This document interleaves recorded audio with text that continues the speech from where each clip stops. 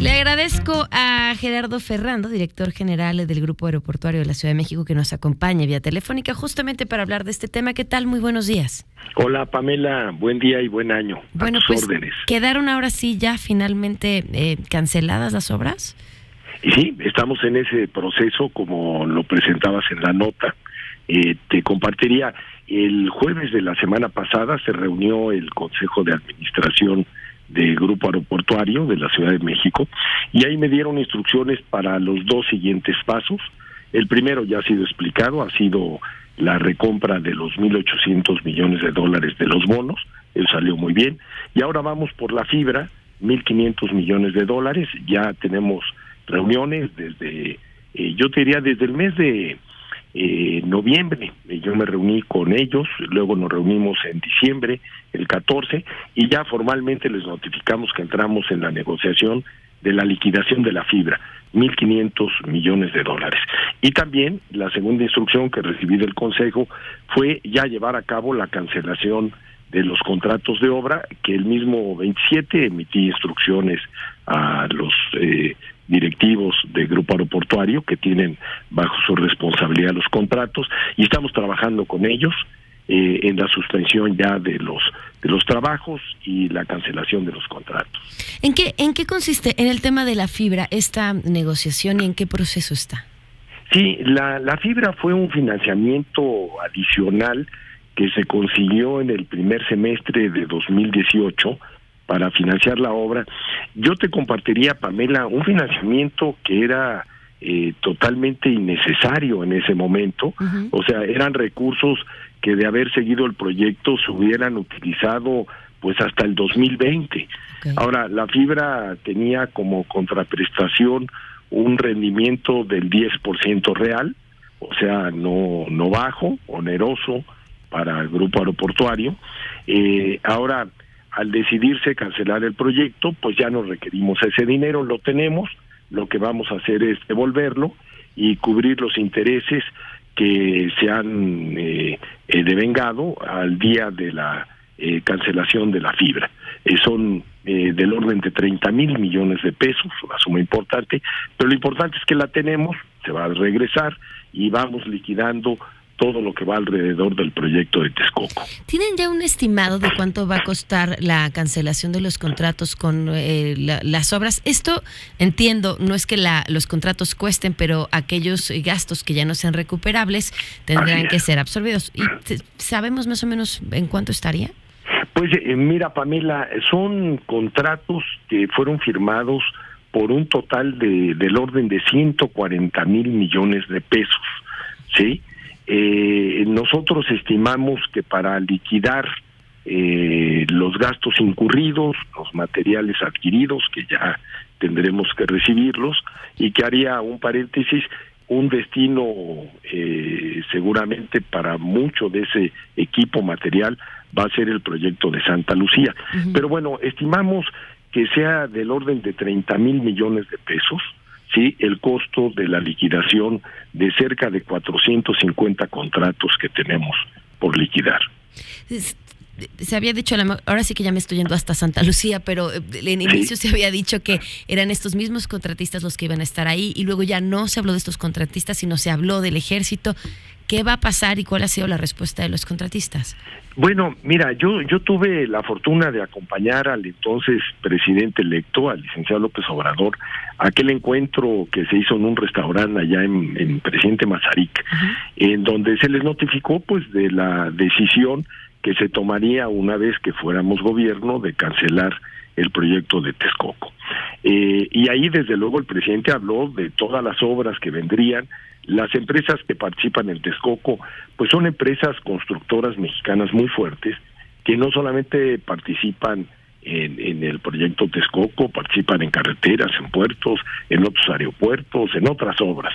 Y el presidente electo les mencionó que habría realmente mucho trabajo por delante, y uno de ellos sería el proyecto de Santa Lucía, el reacondicionamiento y mejoramiento del aeropuerto de la Ciudad de México, eventualmente en un futuro tal vez alguna plataforma para ampliar la capacidad que hoy tiene el aeropuerto de Toluca. Todo eso se habló en general y efectivamente dado que Santa Lucía se va a realizar en lo que hoy es una base militar, estamos aprovechando las capacidades de la Secretaría de la Defensa, que tiene un grupo de ingenieros realmente muy sólido, que ellos hacen sus aeropuertos. Hay cerca de 20 aeropuertos militares en el país.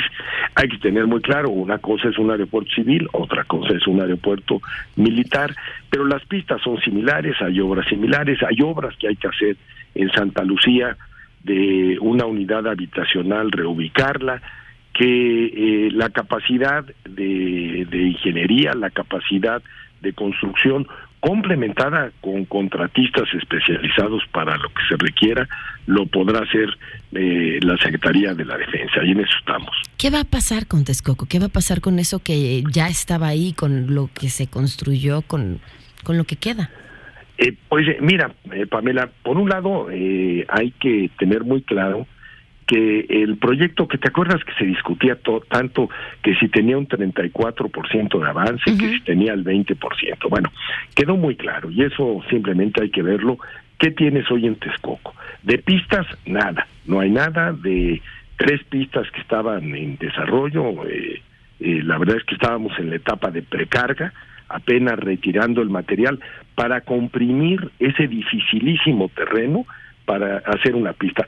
Yo te diría que en Santa Lucía no va a haber precarga, ¿sí? Santa Lucía tiene un suelo ideal, tiene una pista que tiene 70 años de estar ahí en el aeropuerto militar, que no tiene movimientos diferenciales, que no se hunde, es un suelo ideal, no era el de Texcoco. Ahora, ¿qué tenemos hoy? Tenemos 2 losas enormes. En una iba a estar el edificio terminal. Imagínate 34 hectáreas de losa de concreto, o sea, 340,000 metros cuadrados por 2.5 metros de profundidad. Eso es una de las losas. La otra losa de lo que iba a ser el centro de transferencia de transportes, no menos importante, de 14 hectáreas. Y bueno, empezaba a despuntar la torre de control. Ahora hay un edificio que iba a tener 90 metros de altura, hoy tiene un poco más de 20 metros. Bueno, el reto ahora es, ¿qué hacemos con eso? Lo que no se antoja razonable es invertir en retirarlo, ¿sí? Ahora viene un ejercicio realmente de imaginación, de ingenio, de talento, para ver qué uso le podemos dar a eso, en el contexto de que las 5,000 hectáreas que se habían reservado para el aeropuerto se reintegrarán a las otras 9,000 que hoy tiene bajo su tutela la Comisión Nacional del Agua, para preservarlo como una zona de amortiguamiento ambiental, ¿sí? Dejarlo como lo que debió ser y venía siendo de décadas en el proyecto del lago de Texcoco, una zona de captación de acuíferos, una zona donde no hubiera mayor desarrollo urbano, mayor demanda de servicios, que es lo que menos requerimos en esta Ciudad de México y en esta zona metropolitana. Entonces, en ese contexto de 14,000 hectáreas, bueno, están estas losas enormes, pero que, digamos, en la magnitud de lo que es ese terreno, es un espacio pequeño que habrá que buscarle un destino. Hay un grupo que está encargado de ese proyecto por instrucciones del presidente de la República, está en Conagua, estamos en contacto con ellos y todavía no hemos tenido alguna información de qué uso se le podría dar a estas instalaciones. Porque, bueno, supongo que abandonarlo también, independientemente de que como aeropuerto no sea el proyecto, pues también implica tirar recursos a la basura. Absolutamente, y estamos muy conscientes de esto. Ahí hay dinero invertido. Ahora veamos en esta orientación ambiental para fines deportivos, recreativos, culturales, qué uso se le puede dar a eso. Yo estoy seguro que vamos a acabar con algo que sea útil finalmente para las comunidades aledañas, para quienes vivimos en esa ciudad, que yo considero que lo más importante es la preservación de esa zona, ¿no? O sea, no más urbanización, sino más garantía de preservar el medio ambiente en esta zona metropolitana. Publicó Milenio, al menos en su página en línea, un comunicado interno, un oficio interno, justamente dando instrucciones a este tema de la cancelación.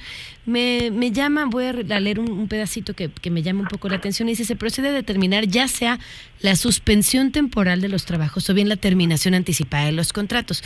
Sí. ¿Por qué suspensión temporal? Sí, bueno, pues es un hecho irreversible, o al menos así se ha indicado. Sí, a ver, son términos que van de acuerdo a la ley, perdón, Pamela, a la ley de obras o a la normatividad correspondiente. El notificar de algunos contratistas suspendan, y ahora vamos a analizar qué es lo que tenemos que hacer con lo que va en proceso para preservarlo, para estabilizarlo. En algunos otros casos, ya directamente entrar a la negociación de la terminación anticipada.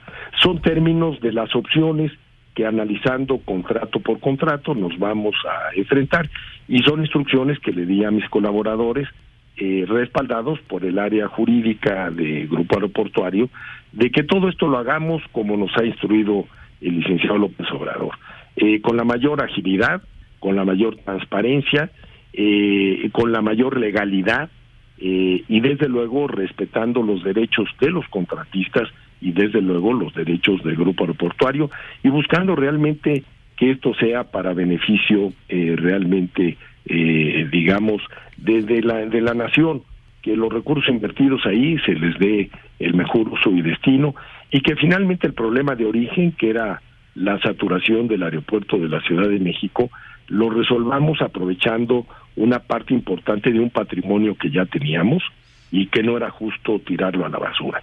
Sí, el proyecto Texcoco implicaba tirar el aeropuerto de la Ciudad de México, tirar la base militar de Santa Lucía y seguir desperdiciando la capacidad instalada en Toluca. Hoy vamos a resolverlo aprovechando patrimonio que ya teníamos y que además tiene un valor enorme y que sirve y que es útil para atender esa demanda. Pues estaremos al tanto de lo que continúe con este tema. Muchas gracias por habernos acompañado esta mañana. Pamela, a tus órdenes. Buen día y buen año. Hasta luego, buen día.